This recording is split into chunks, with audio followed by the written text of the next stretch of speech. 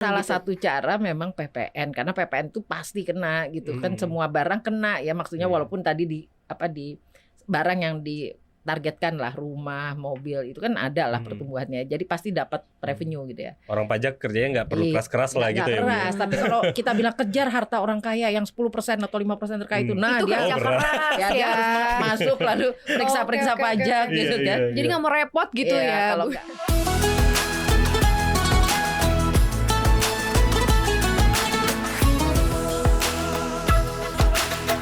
Assalamualaikum Sobat Cuan, selamat datang di Cuap-Cuap Ramadan, sebuah program spesial persembahan cuap-cuap cuan selama bulan Ramadan untuk nemenin Sobat Cuan menjalankan ibadah puasa supaya makin bersemangat. Ketemu lagi bareng Maria Katarina di sini dan juga ada Mas Michael di sini, Selamat managing editor. Pagi. Selamat berbahagia. Selamat berbagi. Selamat pagi, boleh. Apa kabar Bang Mike, sehat? Sehat, Puasa lancar? alhamdulillah, lancar. Alhamdulillah ya. Hari ini kita ketemu di Bukber, bincang isu kekinian biar nggak baper. Oke, Gitu siap. katanya. Nah ini yang paling kekinian karena kita mau bahas soal masalah PPN yang naik. Ya walaupun dari 11 ke 12%, seberapa ngefeknya itu dalam kehidupan keseharian kita. Ngefek nggak Betul. menurut lo? Ngefek sih. Ngefek parah ya. Langsung aja deh ya. Kita nggak cuma berdua tapi bersama dengan Ibu Nina Sapti di sini, ekonom UI. Apa kabar Bu Nina? Baik, Sehat? Sehat dan semangat ya Bu, pasti ya Bu. Iya, betul Ini sekali. gimana Bu PPN-nya naik Bu? Harus banget ya? Ya, sesuai dengan perintah undang-undang tahun 2021 ya. Jadi kita ikuti undang-undang, kalau ini akan berlaku 1 Januari 2025 ya akan berlaku. Tapi kalau urgency, urgent banget gak sih? Ya, Naik. kalau Orang ngelihatnya dari 11 ke 12 kayak cuma 1%.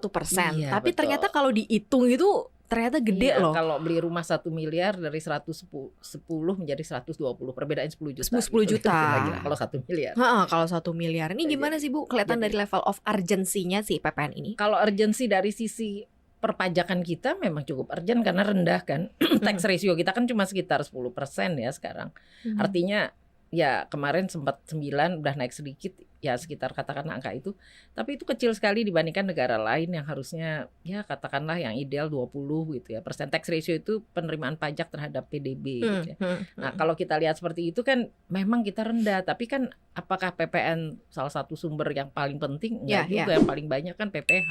Iya, PPH betul, badan betul, lagi, betul, betul. PPH perusahaan gitu ya. Jadi kalau seandainya lebih gencar untuk meneliti perusahaan-perusahaan besar cara bayar pajaknya seperti apa gitu, tentu kan mestinya lebih lebih adil ya, progresif ya. Dalam arti progresif itu yang kaya ya bayar lebih banyak. Tapi kalau PPN ini semua orang kebagian gitu ya. Mau kaya mau Efeknya ke miskin. semuanya ya Bu ya, berarti ya. Maksudnya miskin sekali mungkin enggak, tapi kalau kita lihat PPN-nya kan tidak semua barang kena ya. Jadi memang dipilah kalau barang kebutuhan pokok dikeluarkan dari peraturan itu katakan, tapi yang penting kan kita harus lihat kalau beli rumah itu juga penting, beli motor, mobil itu penting gitu ya. Jadi walaupun penting tapi penting kelihatannya buat yang mampu gitu ya. Nah itu kelas menengahnya pasti kena dengan PPN ini ya. Kalau yang paling miskin mungkin enggak, karena tadi kan kebutuhan pokok lebih besar dalam porsi belanjanya. Oh jadi kebutuhan pokok ini nggak kena ya berarti ya? Ya tampaknya Yang dikhawatirkan kan beras atau makan makan di restoran segala macam itu Nah, kena, ini enggak ya Bu ya berarti ya? Kalau kita lihat kebutuhan pokok makanan beras tadi enggak gitu ya. Nah, belanja di warung restoran juga dikatakan sih enggak naik, jadi masih 11% kan katakan gitu ya. Jadi 1%-nya kemana? Yang tambahan 1% ya mungkin tadi kita lihat beli mobil, beli rumah tadi, motor begitu ya. Jadi katakanlah ini yang cukup mampu untuk belanja, dan ini memang besar juga kan marketnya. Jadi kalau kita ngelihat oke, bagi mereka yang menengah, walaupun tidak menengah atas ya, menengah biasa gitu ya dan atas, ini kena gitu ya. Oke, menengah ke atas gitu yang kena ya Bu ya. Menengah benar Menengah juga benar kena, ya, gitu. menengah benar juga kena ya. Kan 30% kita biasanya pur itu Kaum mendang-mending kena berarti ya. pur itu 10%. Kalau near pur itu antara 20-30 ya. Jadi sepertiga penduduk Indonesia itu dikatakan pur dan near pur. Jadi kalau ada BPJS itu disubsidi itu 100 juta kira-kira udah kan. Nah seperti itu kan, kelihatannya sepertiga penduduk Indonesia mungkin tidak terlalu terkena dampak karena yang dikeluarkan yang kebutuhan pokok, yang penting-penting gitu ya. Nah yang terlihat yang kena 2/3 sisanya gitu. Jadi nggak harus menengah tengah ya, bisa menengah tapi agak ke bawah dikit, yang 40% mungkin terkena juga. Kalau dia beli motor kan mungkin dia hanya di level 40%, bukan di level bukan 30 kalau jadi Iya, kalau iya, yang iya, udah 30 iya, tuh iya. udah nggak mungkin beli motor gitu. Berarti lo nggak usah beli motor, Eh, beli enggak. mobil, beli rumah kedua, ketiga gitu Udah Bang beli Mike. kemarin. Oh udah beli. Sebelum naik pajak. Sebelum naik pajak. Udah beli gitu kan sebelum 1 Januari. Tapi gue penasaran deh Bang Mike, lo kenapa ya kok nggak yang dinaikin langsung PPN gitu? Kan beberapa ekonom juga bilang PPh badan atau pajak orang kaya gitu diduluin Iya, gitu. iya. Kenapa ya? Iya, karena kalau lihat di 2021 karena ini undang-undangnya udah 3 tahun yang lalu berarti ya. Gue coba lihat-lihat lagi barang lama presentasi Ibu Menteri Keuangan waktu 2021 dulu. Emang asumsinya ketika itu diterapkan kan tadi per tahap 11% terus kemudian 12%. Asumsinya emang waktu itu PPN udah lama sekali nggak naik gitu. Terus yang kedua ada ekspektasi kelas menengah ini bakal terus bertumbuh dan konsumsinya semakin tinggi gitu. Jadi di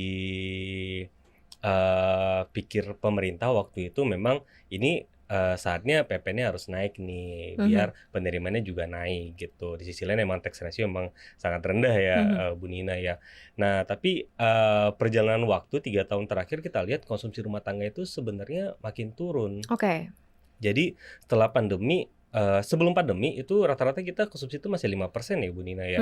Jadi masih orang masih sanggup lah untuk belanja artinya. Nah setelah pandemi sempat naik ke 4,9 terus turun lagi di tahun lalu gitu. Jadi artinya emang sekarang kondisi masyarakat tuh belum pulih-pulih bener gitu. Jadi mereka Terus tuh tambahin deh pajaknya gitu ya. Iya, apalagi yang kelas menengah ya kan beberapa waktu terakhir kita cukup meributkan soal kelas menengah ini yang nggak dapat bansos tapi juga bukan orang kaya. Tapi jadi dinaikin pajaknya dinaikin terus-menerus. pajaknya jadi dalam situasi terjepit gitu. Jadi kalau yang baru-baru meritis karir mau beli rumah misalnya terus kena pajak segitu besar, terus ada kendaraan bermotor juga pajaknya lumayan besar Iya, gitu iya, ya. iya. Ditambah lagi kayak yang sifatnya pakaian, gadget itu juga bakal kena PPN kan. Jadi artinya banyak sekali tuh hantaman nantinya ke isi kantong kita gitu. Tapi yang menarik mungkin gue juga mau nanya ke Bu Nina sih sebenarnya. PPN ini kan sebenarnya instrumen yang sebenarnya bisa menggerus pertumbuhan ekonomi juga ya Bu Nina ya. Iya betul. Khususnya jadi kalau ngeliat pertumbuhan ekonomi kalau di rata-rata kelihatannya baik-baik saja 5% gitu kan. Pertanyaan berikutnya kan yang menikmati 5% itu siapa ya kira-kira gitu kan. Benar. Jadi bukan pertumbuhan rata-rata. Kenapa? Karena PDB itu kan cuma mengukur produksi. Jadi misalnya nih ada perusahaan nikel lah kita sebut gitu, itu menghasilkan di tanah kita, tapi dia ekspor ke luar negeri. Nah, apa yang artinya yang dipajaki masuk ke pemerintah, pekerjaannya masuk ke pemerintah. Tapi ketika ekspor itu perusahaan Indonesia, kita masih beruntung revenue-nya ke kita. Tapi kalau ekspornya milik perusahaan asing, profitnya ke dia, revenue-nya juga ke dia begitu. Jadi harus dilihat. Iya. Jadi nggak bisa pukul rata gitu loh, mengatakan pertumbuhan ekonomi 5% dinikmati semua itu enggak. Kalau kita lihat data Susenas dari ada hasil penelitian ya di Universitas Indonesia, waktu itu saya lihat ternyata yang tumbuh pesat itu yang 5% teratas itu. Dengan yang 30% ini ya kena bansos ya. Jadi nggak terlalu pesat tapi agak tumbuh gitu. Nah, yang menderita bisa negatif bahkan itu yang di kisaran keduanya itu ya antara 60 sampai 90% itu yang di atas di top pendapatan itu yang negatif lah kira-kira gitu. Nah yang bawahnya kecil tumbuh sih tapi kecil gitu ya masih positif tapi ya 1 gitu ya. Hanya ingin mengatakan itu ada ketimpangan di kelompok-kelompok pendapatan. Yang tadi dikatakan lalu yang tengah gimana bisa kalau negatif ya makan tabungan lah gitu. Sekarang aja udah mantap. Artinya Anda di PHK nih habis Covid. Lagi mana ya survive-nya ya makan tabungan dulu kalau ada, kalau nggak punya ya tabungannya orang tua yang dimakan kan gitu, nebeng rumah orang tua, tidur sama orang tua gitu ya.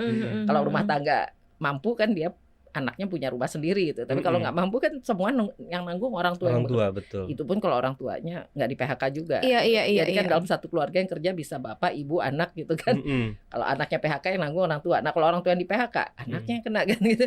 Karena sistem jaminan sosial kita itu kan bukan dari sisi unemployment benefit seperti model di luar negeri Amerika atau negara maju ya. Artinya kalau Anda dipecat Anda dapat sesuatu, enggak. Dipecat itu kalau bagi yang formal adalah sedikit bantuan karena dia anggota BPJS tenaga kerja misalnya. Tapi kalau yang enggak kan berat. Nah, makanya PPN ini kan memberatkan kelas yang ini nih, yang yang setelah COVID masih baru kena PHK, balik lagi kerja, cari kerja belum dapat yang bagus, ya dapat yang pas-pasan, tapi dapat kerja udah lumayan, udah ada pertumbuhan gitu ya. Nah ini yang kita khawatirkan waktu ngelihat data makan tabungan itu. Karena berarti kan kelas-kelas ini yang survive. Kalau gitu untuk mendongkrak penerimaan negara, apa iya emang dengan kenaikan ini akan masuk ke situnya lumayan? Salah gitu. satu cara memang PPN, karena PPN itu pasti kena gitu kan, semua barang kena ya, maksudnya walaupun tadi di barang yang ditargetkan lah, rumah, mobil itu kan ada lah pertumbuhannya, jadi pasti dapat revenue gitu ya. Orang pajak kerjanya nggak perlu keras-keras lah gitu ya. Keras, tapi kalau kita bilang kejar harta orang kaya yang 10% atau 5% terkait itu, nah itu dia kerja keras ya, dia harus masuk lalu periksa-periksa pajak gitu kan. Jadi nggak mau repot gitu ya. Kalau nggak mau repot memang yang ini kena gampang ini masuk lah gitu. Nah ini yang kita agak khawatirkan gitu kan, karena ya kelas menengah ini kan berat nih. Yang tadi 60-an range 50 sampai 90% lah gitu ya. Jadi bukan yang bawah sekali. Kalau bawah sekali ada bansos. Aman-aman juga bisa makan tapi nggak punya aset biasanya kan. Itu gimana ya biar dapat bansos ya? Gimana cara? Jadi bantuan orang tua biasanya, kalau itu ya kasihannya nggak punya kerja, kasih makan orang tuanya, kasih makan. Atau bantuan ADB ya, ayah dan bunda. Kan, aduh, tapi ini indah. Iya, tapi ini agak repot juga ya, terutama sebenarnya kalau ke sektor properti kan, karena sekarang aja posisinya milenial aja susah mau punya rumah, Bu, gitu. Nah, sekarang pajakinnya lumayan tinggi gitu. Berarti kan kayaknya lumayan akan tambah lagi sulit gitu ya untuk memiliki hunian ya pada saat ini, ya nggak sih, Bu? Iya, makanya karena kita kan lihat rumah tinggi. kan makin lama makin kecil ukurannya kan, mula-mula 200 dianggap kecil, 100 dianggap kecil, sekarang udah mulai 50 meter ini. Sebentar lagi udah 30 meter persegi, ini rumah tapak ya. Kalau apartemen udah jelas gitu ya, 20 gitu kan ukurannya, yang 20-an gitu. Jadi kita lihat ya beda. Kalau zaman dulu kita ngelihatnya 200 itu udah kecil, sekarang nggak kecil, 200 tuh besar itu. Ya ini contoh harganya kan, tadi kalau di Jakarta udah susah cari rumah 1 miliar kalau DKI Jakarta kan, misalnya Jabodetabek ya pinggirannya mungkin masih dapat rumah 1 miliar gitu ya untuk kelas menengah tadi kan yang baru kerja atau apa. Ya. Kemudian ini kali ya Bu ya, transportasi juga bakal kena signifikan juga ya Bu. Karena angkutan udara, tiket pesawat pasti juga kena PPN-nya 12%.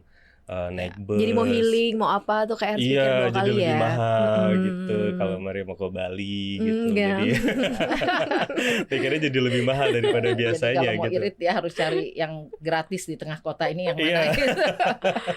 Jadi repot ya kemana-mana dan ngapa-ngapain jadi mahal ya, Bu. Tapi sebenarnya kalau dari ekonom pernah nggak sih kasih kayak semacam suggest gitu ke pemerintah, coba deh ini digenjot yang ini, ditambah yang ini gitu. Pelajaran dari negara lain itu biasanya kita pinginnya progresif bukan regresif gitu ya. Jadi progresif itu yang kaya persentasenya lebih kena lebih besar. Iya dong, benar. Dan itu terjadi dalam aturan pajak kita ada progresifnya gitu ya. Maksudnya persentasenya ada.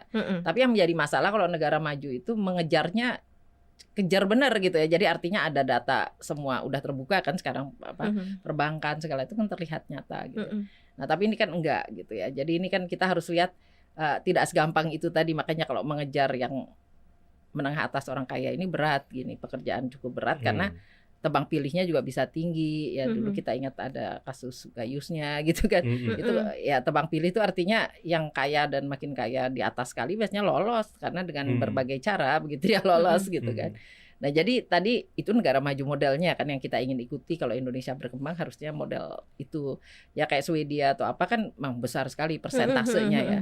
Itu persentase orang kaya. Nah, tapi kan kita lihat inilah yang harus diperbaiki ya sistemnya. Jadi kalau enggak, karena kita lihat berkali-kali kan ada tax amnesty, ada apalagi itu usaha ya untuk mengejar, ada target tapi ya lambat gitu. Jadi kemarin ketika target penerimaan pajak tercapai, kalau kita lihat itu kan karena kebetulan harga komoditas naik. Ada batu bara dan nikel 2 tahun ini CPO gitu karena perang Ukraine kan tahun 2022 itu gold gitu. Istilahnya naik, langsung pajak dapat naik gitu. Durian runtuh. Iya, lalu dapat windfall profit ya, durian runtuh dan target pajak tercapai gitu ya. Kita lihat tapi ini kan windfall, yang kaya raya ya windfall. Jadi artinya disitulah kalau negara lain mengenakan pajak windfall itu ya, pajak kepada durian runtuh tadi gitu ya. Harusnya dapat tax yang lebih besar pajak, lagi. Pajak ekspor kepada yang mengekspor karena harganya naik mendadak di pasar internasional yang katakanlah kenaikannya lebih dari 50% atau lebih dari 10% udah ya, jadi harus ada sedikit bagian untuk pemerintah. Kalau kena windfall profit itu luar biasa gitu ya, karena batu bara itu kemarin naik ada nikel gitu kan. Itu kan kita punya banyak bahan mentah ya. Nah, itu yang tidak terjadi di Indonesia gitu kan. Jadi yang lebih jadi ribut ya PPN kan ya, karena semua kena gitu. Benar, kan. semuanya kena. Sementara kalau ini memang hanya eksportir yang durian runtuh, yang menikmati harga komoditas naik secara pesat. Nah, ini yang belum terjadi dan kita ingin terjadi sebetulnya kan, bahwa harus ditelaah ya. Ini kan dapat uang gampang namanya, kan nggak ngapa-ngapain tapi dapat naik kayak lotre gitu kan. Kayak lotre pun kena besar ya. Jadi kalau kita lihat itulah yang belum ada gitu ya. Jadi istilah progresifnya itu di mana nih yang harus dari struktur pajak. Tapi aku barusan baca artikel gitu, katanya presiden baru bisa membatalkan PPN. Itu kayak gimana sih kemungkinannya? Iya kan, kemarin Bu Menteri Keuangan itu di rapat DPR juga ditanyakan tentang PPN 12%. Jadi banyak anggota DPR juga khawatir itu akan menggerus perekonomian gitu ya. Jadi Ibu Menkyu dalam statementnya sih bilang kalau dia menghormati presiden baru gitu. Jadi keputusannya nanti ada di pemerintah baru kalau seandainya ini mau diubah ataupun tidak gitu. Karena kalau nggak salah di undang HPP-nya juga ada opsi kalau nggak salah ya untuk mengubah seandainya tapi dalam range 5-15%. Nah, ini nggak tahu nih apakah nanti diubahnya di undang-undang atau cukup di PMK aja, nanti bisa ditanya lebih lanjut sih. Oke. Itu tapi gimana, kalau Bu? opsi penundaan menurut Bu Dina, mungkin nggak sih? Itu yang tadi saya katakan, ini semua kan niat politik kan. Jadi sebetulnya seperti tadi pajak ekspor ya kepada barang-barang yang windfall profit yang durian runtuh tadi, itu kan niat saja. Kalau presiden mau langsung bisa dibuat kan. Undang-undangnya kan pasti kira-kira siapa sih yang melawan gitu. Kalau untuk rakyat, masa Anda menang lotre besar gitu ya, nggak bagi-bagi untuk rakyat Indonesia kan. Nah, itu yang niat politik sama seperti tadi, apakah 12%-nya jadiin 11% dulu lalu kita utamakan kenaikan pajaknya pada windfall profit atau pada yang lain-lain yang sifatnya progresif gitu kan. Nah, itu yang kita harapkan sebetulnya ya dari presiden baru ya, bagaimana nih karena betul ada sisi pengeluaran yang ingin bagi-bagi makan gratis, tetapi kan penerimaan pajak ini kan berat ya untuk mendapat penerimaan supaya bisa menalangi pengeluaran itu. Ini dari mana ya? Jangan sampai utang lagi. Kalau utang lagi kan artinya utang untuk makan gitu kan. Itu utang untuk konsumsi itu yang paling dihindari kalau dari sisi keuangan publik tuh. Ya kita kalau utang bukan untuk makan, utang untuk investasi gitu kan. Produktif. Jadi ini ya, harusnya yang dari windfall profit tadi, karena ini toh mereka sekarang udah 2 tahun lewat ya, masih menikmati sih walaupun harganya mulai turun, tapi masih lebih tinggi ketimbang sebelum pandemi. Ya, jadi sebelum kita kasih benchmarknya yang sebelum perang Ukraine lah yang normalnya gitu kan. Nah, ini yang belum terjadi ya. Jadi kita berharap-harap juga gitu ya kepada perubahan yang lebih baik ketika kita punya pemerintahan baru yang lebih baik ini gitu. Itu harapannya kan, sebetulnya kita semua berharap begitu kan. Sebagian besar, bukan semua. Yang sebagian kecil nggak mau tuh pasti yang punya perusahaan nggak mau. Gitu. Karena yang mereka punya sih usaha. Ini lagi untung-untungnya udah tadinya orang terkaya nomor 100 jadi nomor 5 besar gitu kan. Kalau kita lihat di 10 besar itu kan ini pengusahanya jelas banget nih. Tadinya nomor puluhan apa ratusan belum naik gitu kan. Benar. Luar biasa gitu. Gara-gara komoditas langsung jadi orang kaya tapi gitu ya. Kita Bu. kan susah ya kalau bicara dengan orang kaya, harus pemerintah yang berwibawa tadi gitu ya, yang niatnya jelas gitu ya. Iya. Kalau rakyat kecil biasanya banyak doa aja. Orang kaya itu bisa nggak ya pajaknya tuh CSR gitu. Banyak doa ya, Bu. Ini untuk menunggu nanti ditetapkan 1 Januari 2025 apa yang harus dilakukan? Kan nanti ya selain berdoa memang ini kita mengingat-ingat kan. Ini doa udah pasti bulan Ramadan. Tapi usahanya juga harus mengingatkan kembali bahwa kalau sudah kaya kan biasanya nggak beda ya, dapat harta tadinya udah punya 2 triliun, kalau 2 triliun naik 100 miliar lagi kan nggak begitu banyak dampaknya gitu ya. Misalnya, jadi apa artinya kalau 100 miliarnya itu yang dipotong menjadi 90 miliar saja begitu kan, itu sebetulnya harapan bagi kekayaan yang triliunan, orang-orang yang punya triliunan itu kan, kalau kita daftar 100 itu kan yang pendapat yang wealth itu kekayaannya ada di triliunan, judul kita dapat triliun banyak ya nolnya gitu. Iya. Jadi katanya kan mudah-mudahan bersedia gitu. Benar. Apalah artinya katanya 1%. Total kekayaannya 2.600 sekian kan orang kaya di Indonesia kan. Kalau 2%-nya aja katanya bisa 52 triliun ya gitu katanya. Kita kan cuma-cuma katanya, cuma secara cuma-cuma. Iya, 1% aja lah dari hitung-hitungan tadi. Ya itu jadi ada kenaikan sedikit aja, itu bermakna sekali. Nah, ini yang sebetulnya kita harus tunjukkan kan ya di kelompok yang 100 terkaya atau 200 terkaya itu makna nambah harta miliaran tuh nggak terlalu besar gitu kan dibandingkan bagi orang yang miskin kalau dialokasikan banyak gitu ya. Jadi Karena kalau udah jelas alokasi ke depan tuh kan akan ada program yang untuk orang miskin. Jadi Betul. mencari uangnya dari mana itu pertanyaannya. Iya benar. Jadi ya kalau udah urusan pajak ini ya udah ya mau nggak mau suka nggak suka ya kita harus sudah ikut dengan dinamika kalau sudah diketok dan sudah harus dijalankan ya udah gitu. Betul. Ya. Jadi kalau sekarang ini kan namanya nanti ada program makan gratis yang membiayai ya yang kena PPN inilah gitu kan ikut berkontribusi. Nah pertanyaan kita selain yang penduduk rata-rata ini yang kepepet hidupnya pas-pasan, bagaimana dengan yang punya besar sekali gitu dananya gitu kan? Apakah ikut kontribusi lebih banyak gitu kan? Jadi bukan kalau dia kan oh iya kok belanjanya lebih banyak kan dapat. Iya tapi itu kan secara persentase kecil gitu kan. PPN-nya oke mereka belanja rumah, mungkin beli rumah, beli mobil, dia kan mengatakan saya kontribusi juga lewat PPN gitu kan. Iya betul, tapi secara rate kan masa sama sih sama orang yang pas-pasan gitu kan.